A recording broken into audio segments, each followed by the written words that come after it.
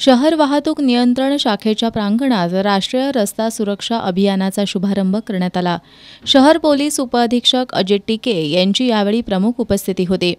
या कार्यक्रमात बोलताना शहर पोलीस उपअधीक्षक अजित टिके यांनी वाहनधारकांनी स्वतःच्या आणि इतरांच्या सुरक्षेसाठी वाहतुकीचे नियम पाळणं गरजेचं असल्याचं सांगितलं। अपघात टाळण्यासाठी वाहन चालकांनी वाहतुकीच्या नियमांचं पालन करून प्रशासनाला सहकार्य करावं असं आवाहन त्यांनी केलं।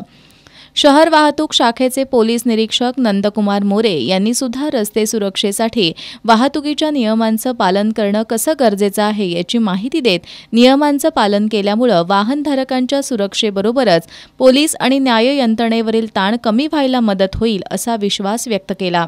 रस्ता सुरक्षा अभियानाअंतर्गत सार्वजनिक ठिकाणी तसंच शाळा महाविद्यालयांमध्ये जनजागृतीपर उपक्रम राबवण्यात येणार असल्याचं त्यांनी सांगितलं।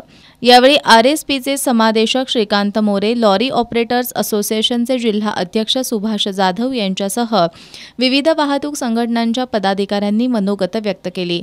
यावेळी पोलीस उपनिरीक्षक संजय पाटील, वाहतूक संघटनांचे पदाधिकारी, वाहतूक नियंत्रण शाखेकडील कर्मचारी उपस्थित होते।